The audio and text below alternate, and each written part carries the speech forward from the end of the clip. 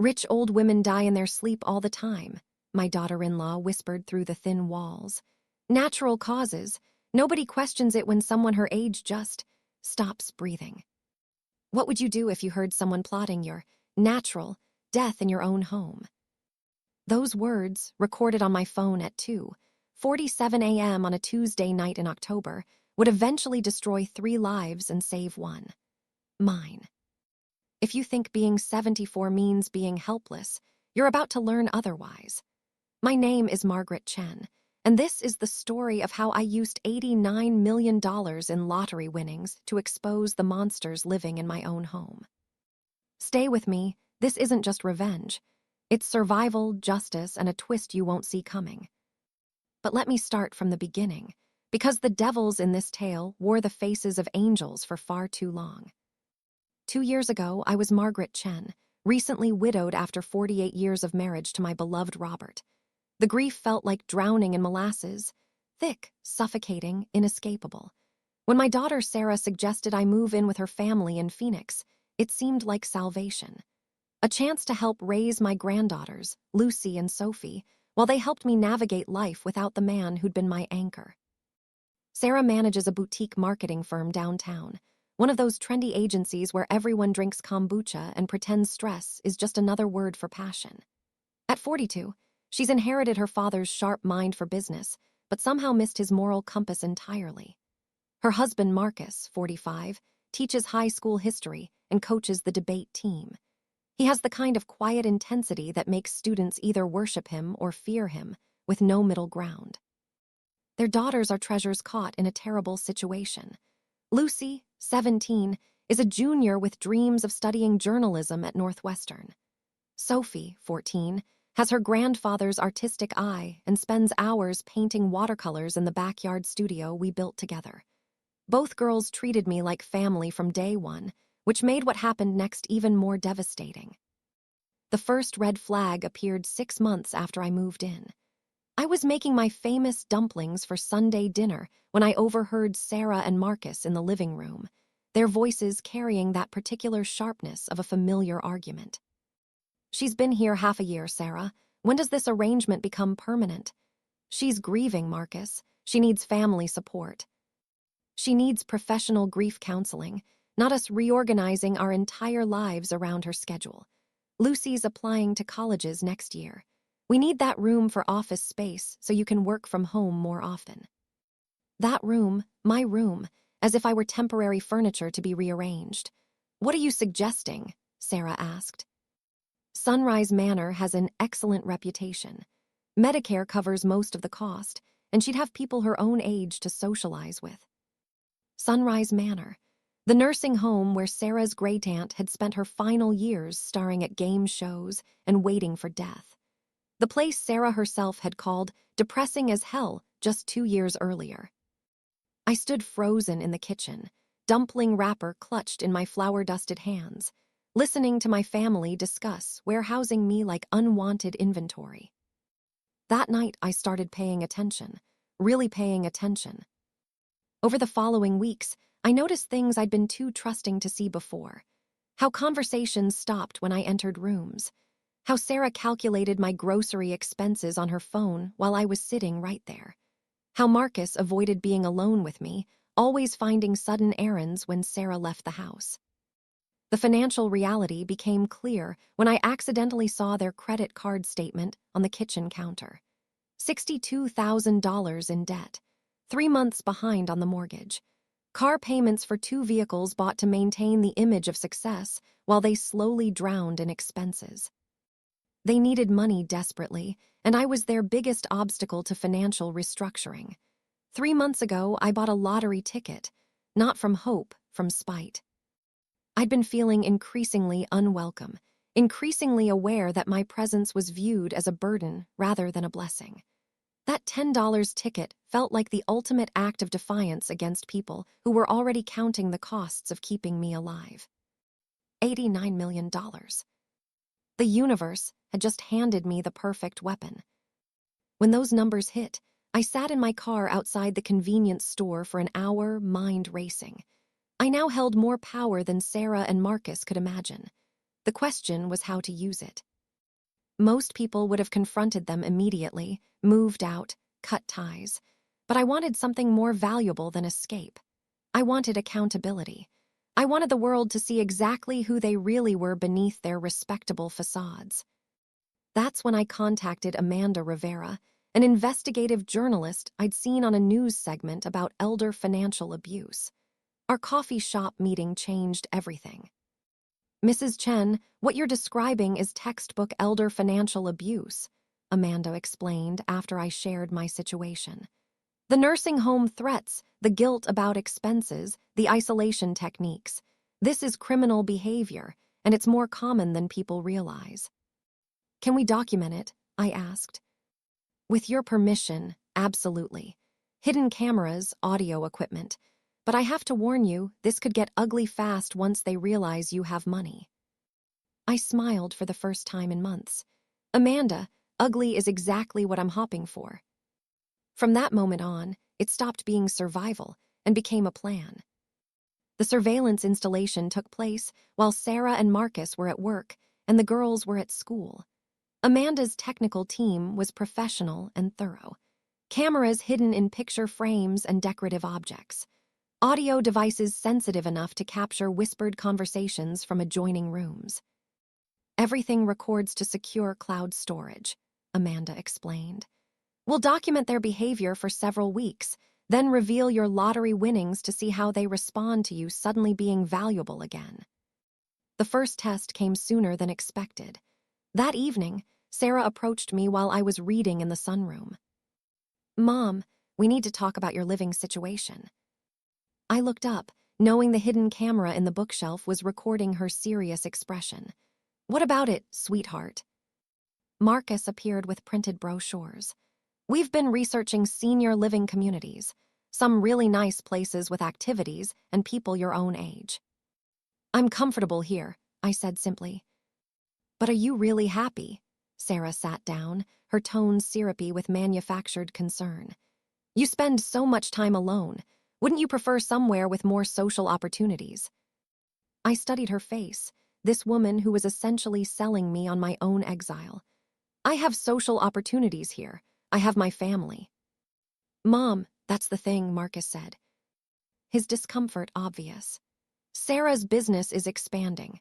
She needs to work longer hours, sometimes weekends, and I'm being considered for department head, which means evening meetings and summer curriculum planning.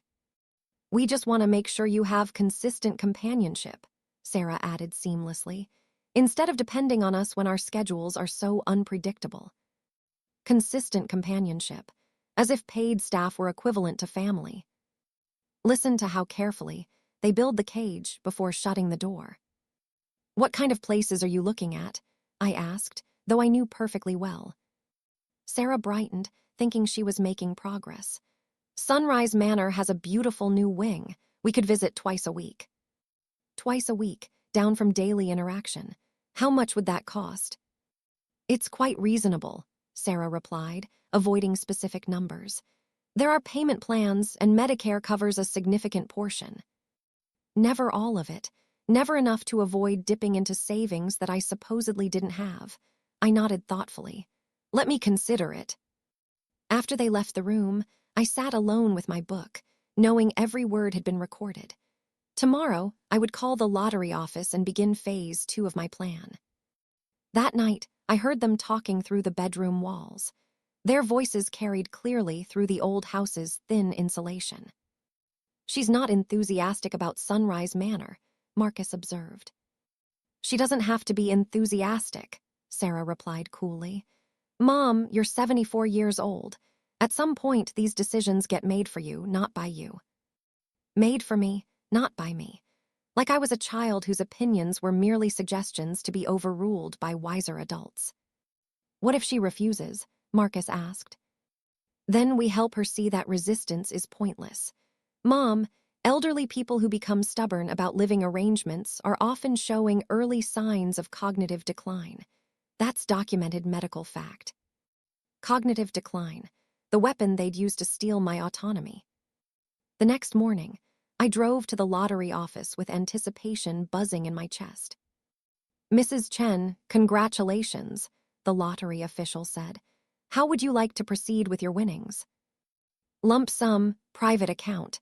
No publicity, no press releases. The lump sum after taxes would be approximately $52.7 million. There's something else, I continued. I'm working with a journalist on a story about elder abuse. I need the money available but untouched until a specific date. Within days, Margaret Chen had $52.7 million sitting in First National Bank. But Sarah and Marcus still saw me as their financial burden. The pressure escalated immediately. Mom, did you call Sunrise Manor yet? Sarah asked 3 days later during breakfast. I've been thinking about our conversation, I replied carefully. And? I understand your concerns, but I'm not ready for such a big change. The temperature in the room dropped perceptibly. Mom, we're trying to be patient, Marcus said, but this isn't really a request anymore. Not a request, an ultimatum. What does that mean exactly? Sarah took over, her business training evident. It means we've already contacted Sunrise Manor about availability. They have an opening next month, and we've paid the deposit. They'd paid a deposit on my exile without my consent. You had no right to do that, I said quietly. We have every right, Sarah snapped, her mask slipping. You're living in our house, using our resources. If you want to stay, you need to contribute more than the token amount you pay now. Token amount? I paid $900 monthly, more than fair for a single room. How much more? Sarah and Marcus exchanged a look they'd clearly rehearsed. $2,500 monthly, Marcus said. That would cover your actual costs plus a fair share of utilities and maintenance. $2,500 monthly. My Social Security was $1,680. They knew that. You know I can't afford that. Then Sunrise Manor it is, Sarah said with false cheerfulness. That night I called Amanda. It's time for phase 2. Are you ready for this? I've been ready for months. The next morning, my friend Helen called the house, pretending to be from a sweepstakes company. Sophie answered, which was perfect. Is Mrs. Margaret Chen available? Helen asked in her most official voice. Grandma, Sophie called. Phone for you. I took my time getting to the phone, ensuring both Sarah and Marcus could hear the conversation. Mrs. Chen, this is Jennifer from National Sweepstakes Clearinghouse. I'm calling about your entry number 47,829. The conversation played out exactly as scripted. By the time I hung up, claiming to be skeptical about winning $30,000 plus $500 weekly for life, Sophie was practically vibrating with excitement. Grandma, you might be rich, she announced as her parents walked in from work. I played confused and overwhelmed perfectly, but I could see the gears turning in Sarah and Marcus's heads. Suddenly, the woman they'd been trying to warehouse was potentially valuable again. The transformation was immediate and nauseating. Mom, that's incredible news, Sarah beamed with completely fabricated enthusiasm. What exactly did they say? Something about $30,000 right away and $500 every week after that, I replied, maintaining my elderly confusion act. But it's probably a scam, right? Not necessarily, Marcus said suddenly. National Sweepstakes Clearinghouse is legitimate. Maybe we should look into this more carefully. Look into this. Translation, figure out how to control the money. I don't know, I continued. It seems too good to be true. These things do happen, Mom, Sarah assured me. Remember the Petersons from your old neighborhood? They won $25,000 in that radio contest. The Petersons had won $500, not $25,000. But Sarah was already rewriting history to support her narrative. What are you thinking of doing with the money? Marcus asked with studied casualness. I hadn't thought about it, I lied. I suppose I should pay you back for everything you've spent on me. Their eyes lit up like Christmas morning. Mom, that's very thoughtful, Sarah said. But family helps family. You don't owe us anything. The hypocrisy was breathtaking. 24 hours ago, they were demanding $2,500 monthly or threatening exile. Now that I might have money, suddenly I didn't owe them anything. But maybe, Marcus added carefully, we could help you manage it.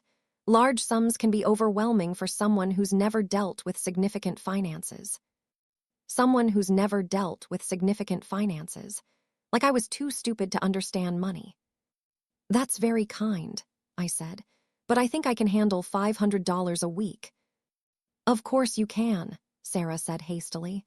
But there are tax implications, investment opportunities. We just want to make sure you're protected. Protected from making my own decisions. That evening, their whispered conversations took on new urgency. She's being naive about this. I heard Sarah say through the walls. Elderly people are prime targets for financial scams. What kind of protection are you thinking? Marcus asked. Joint account, maybe, or limited power of attorney for financial decisions. Power of attorney, the same thing they discussed when they thought I was broke. I don't know, Sarah, that seems. Marcus, she's 74 years old and about to have access to potentially $300,000 over the next 10 years. Do you really think she's capable of managing that responsibly? Apparently, I was too old to manage my own money, but still young enough to be forced out of their home. We need to be careful, Marcus said. We don't want her to think we're after her money. Of course we're not after her money, Sarah replied smoothly. We're protecting her from making mistakes that could hurt the whole family. Protecting the whole family. Like my financial decisions were somehow their responsibility. I lay awake that night, listening to them plot my financial subjugation, feeling satisfaction I hadn't experienced in years. Every word was being recorded. Every manipulative conversation, every greedy calculation was being documented by Amanda's equipment. Tomorrow, they would make their move, and I would be ready. The confrontation came exactly as I expected. I was making tea in the kitchen when they appeared like a coordinated assault team. Mom, we need to discuss your situation, Sarah began. What situation? I asked, continuing to steep my Earl Grey. Your windfall, Marcus said, settling into a chair like he was prepared for a long negotiation. We're concerned about your safety. My safety. Elderly people with sudden wealth are often targeted, Sarah explained with patronizing gentleness. Scam artists, financial predators, even people who might try to take advantage of your generous nature. That sounds terrible, I said. What should I do? They exchanged that married couple look that meant they'd rehearsed this conversation. We think you should let us help you manage the money, Marcus said. Nothing drastic. Just set up a joint account so we can monitor for suspicious activity. Monitor suspicious activity, I repeated. Like what? Unusual withdrawals, investment schemes, people trying to befriend you for financial gain, Sarah listed. People trying to befriend me for financial gain. The irony was suffocating. But it's my money, I said, as if the concept was just occurring to me. Of course it is, Sarah said hastily. We're not trying to control it, we just want to protect it. Protect it from what? From you making impulsive decisions you might regret later, Marcus said bluntly. Impulsive decisions, like refusing to be controlled by them. What exactly are you proposing? A joint checking account where the money gets deposited, Sarah explained. We'd all have access, but any major expenditures would be discussed as a family. Discussed as a family, code for approved by them. What would you consider a major expenditure? Anything over, say, $300, Marcus suggested. That gives you plenty of flexibility while ensuring the bulk is protected. $300. They wanted to put me on a $300 allowance from my own money. That seems reasonable, I said slowly, watching their faces light up with greedy satisfaction. We're also thinking, Sarah added, that since you'll be staying here long-term now, we should formalize the arrangement. Maybe $1,800 monthly for room and board. $1,800 monthly from my own winnings to live in their house, plus whatever they plan to skim from the joint account. And that's when I knew it was time to spring the trap. What about the rest of the money? I asked. We'd invest it conservatively, Marcus said. Build your nest egg for the future. Build my nest egg by giving them control of it. What do you think? Sarah asked, her sails smile at full wattage. I pretended to consider this generous offer to steal my money while charging me rent. It sounds like you've put a lot of thought into this, I said finally. We just want what's best for you, Mom. What if I don't want a joint account? The temperature in the room dropped 20 degrees. What do you think happens when family stops asking and starts threatening? Well, Marcus said carefully, that would be your choice, but it would make us very worried about your judgment. Worried how? Sarah leaned forward, her voice honey-sweet with malice. Margaret, elderly people who suddenly acquire wealth and then start making erratic financial decisions. Sometimes family members have to step in to protect them. Step in to protect them, power of attorney by force. I see, I said. If you agreed to the joint account, Marcus said, we'd all be comfortable knowing your money was safe. Safe from me, he meant. That night brought the conversation I'd been waiting for. She's going to fight us on this, I heard Sarah say through the walls. I could see it in her eyes. Maybe she'll come around, Marcus replied. Marcus, this is potentially $300,000 we're talking about. Do you want to watch your mother-in-law blow it on shopping networks and charity scams? I wasn't buying anything from shopping networks or giving to charity scams, but truth wasn't relevant to their narrative. What are you suggesting? I'm suggesting that rich old women die in their sleep all the time. Natural causes. Nobody questions it when someone her age just stops breathing. There it was, the threat I'd been waiting to hear. Would you stay quiet or set a trap? Sarah, you can't be serious. I'm serious about protecting our family's future. That money could pay off our debts, secure the girls' college funds, give us the life we deserve. Our family's future. My money had somehow become their inheritance. Are we supposed to just watch her waste it? No, Sarah said quietly, we're not. The conversation that would destroy them was still to come. The final confrontation happened 1 week later. I was reading the morning paper when they cornered me in the living room. Sarah blocking the doorway, Marcus positioning himself between me and the phone. We need to settle this money situation today, Sarah announced. What's to settle? I asked. You've been avoiding the joint account conversation, Marcus said. We need a decision. I've been thinking about it.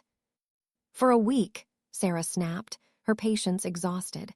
How long does it take to make a simple decision? A simple decision, like signing over control of my money, was trivial. I'm not sure I want a joint account, I said quietly. The masks came off completely. Mom, that's not really your choice anymore, Sarah said, her voice hardening. We've been patient, but your refusal to accept help is concerning. Concerning to whom? To us, Marcus said. To anyone who cares about your well-being. Elderly people who become paranoid about money management show signs of cognitive decline. Cognitive decline, the nuclear option. I'm not paranoid, I protested. I just want to control my own money. That's exactly what someone with impaired judgment would say, Sarah replied smoothly. Margaret, we've been documenting your erratic behavior. Documenting my erratic behavior. They'd been building a case against my competence. Marcus produced a folder. Medical appointments you've missed, confusion about dates, difficulty managing your medications. I'd never missed medical appointments or had medication difficulties, but truth was irrelevant. We've also spoken to an elder law attorney, Sarah added. In cases where elderly people risk financial exploitation through poor judgment, family members can petition for emergency guardianship. They'd consulted an attorney about stealing my autonomy. You can't do that, I whispered. We don't want to, Marcus said with fake regret. But if you force our hand by refusing reasonable assistance. Reasonable assistance, like theft, was a favor. What exactly do you want? I asked. Joint account, monthly allowance of $300, all major decisions made as a family. And if I agree. Then you stay here, we manage your money responsibly, and everyone's happy. And if I don't? Sarah and Marcus exchanged that look again. Then we're forced to conclude you're not competent to manage your affairs, Sarah said. We'd petition for emergency guardianship and have you evaluated. You'd have me declared incompetent. We'd have you declared protected, Marcus corrected. From your own poor judgment and from people who might exploit you. People like them, though they'd never admit it. This is extortion, I said quietly. This is family intervention, Sarah replied. Margaret, you need to understand something. Rich old women die in their sleep all the time. Natural causes. We're trying to prevent you from becoming a statistic. There it was, the threat I'd been waiting 6 weeks to hear. So what's it going to be? Sarah continued. Cooperative family money management, or do we make these decisions for you? I looked at both of them. My daughter and son-in-law standing in my living room, threatening to steal my money and freedom if I didn't submit willingly. And then I smiled. Did you get all that? I asked, looking directly at the camera hidden in the mantel clock. Their faces went white as I continued. Because Amanda Rivera and her documentary team have been recording everything for the past 6 weeks, and we now have comprehensive evidence of your plans to commit elder financial abuse, extortion, and conspiracy to commit murder. The silence that followed was deafening. What are you talking about? Marcus's voice cracked. I walked to the mantel and revealed the tiny camera. This one's been here since the day after you first mentioned Sunrise Manor. There are 6 others throughout the house, plus audio equipment that's recorded your nighttime planning sessions. Sarah stared at the camera like it might attack her. This is illegal. Arizona is a one-party consent state, I explained cheerfully. As long as one person knows about the recording, that would be me. It's perfectly legal. How long? Marcus whispered. 6 weeks of documentation.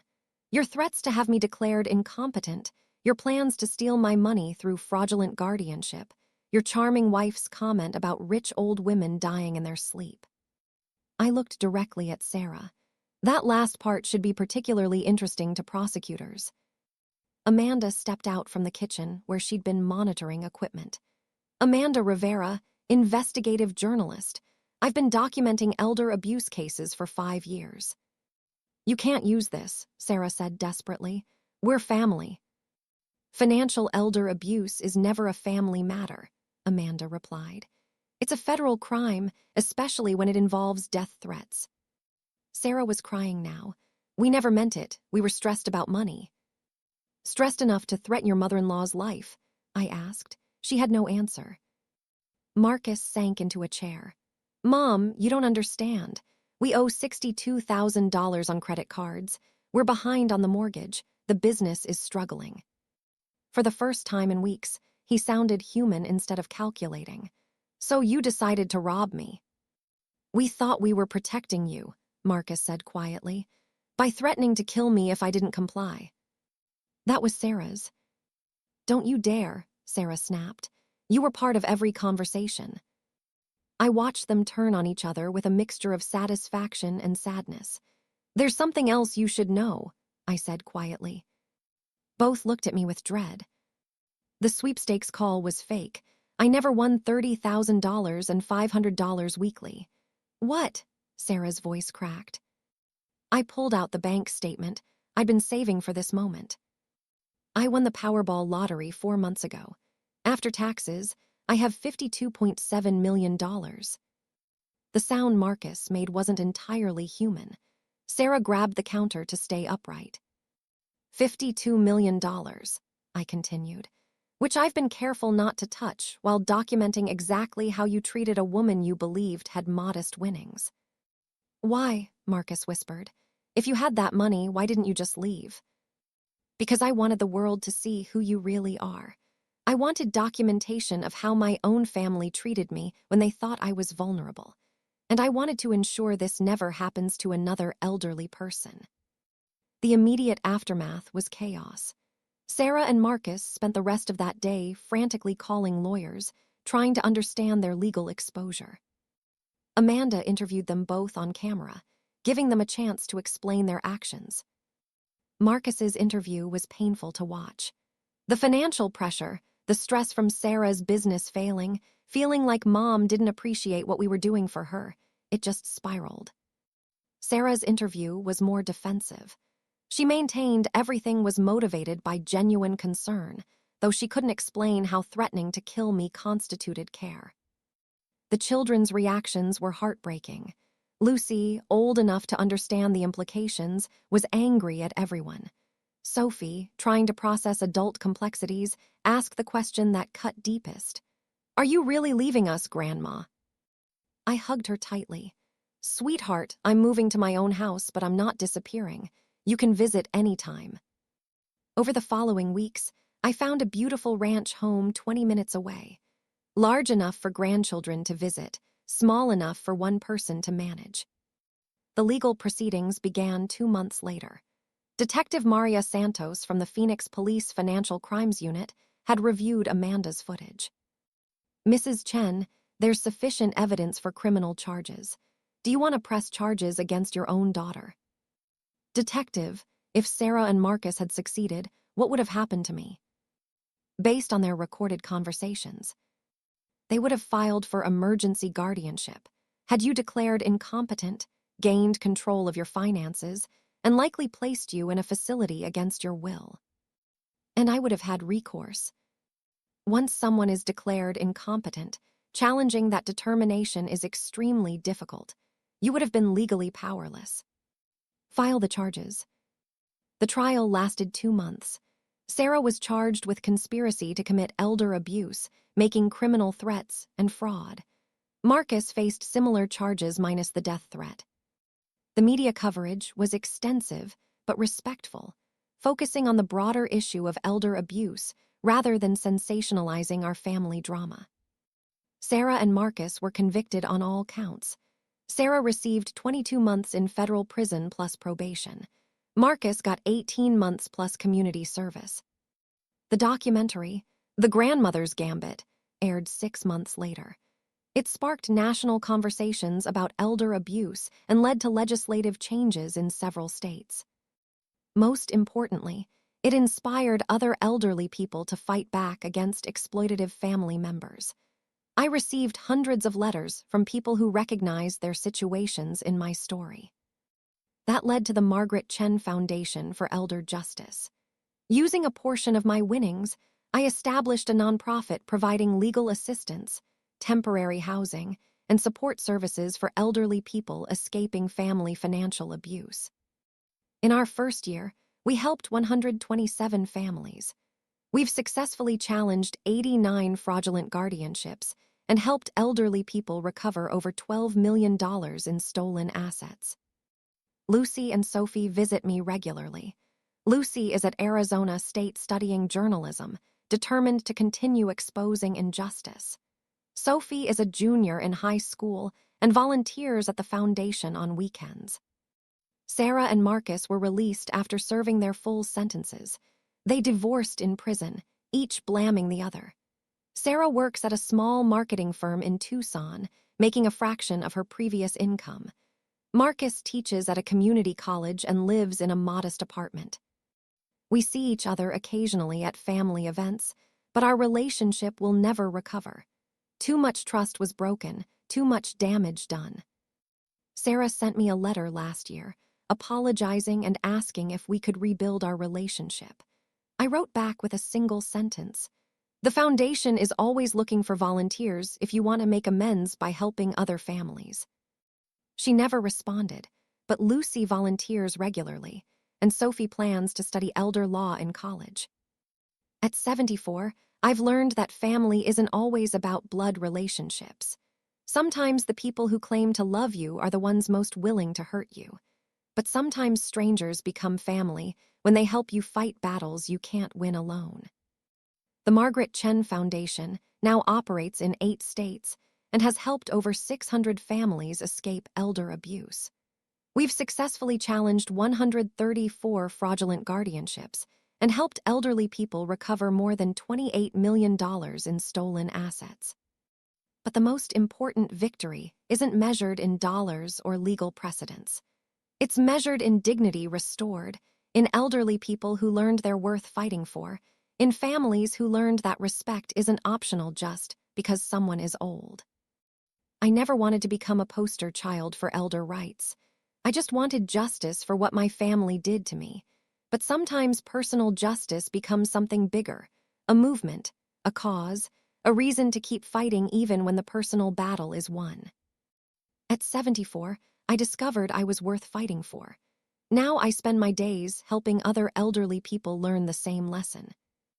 And that, more than any lottery jackpot, feels like winning. Because the real jackpot is dignity and justice. Thanks for listening. Don't forget to subscribe and feel free to share your story in the comments. Your voice matters.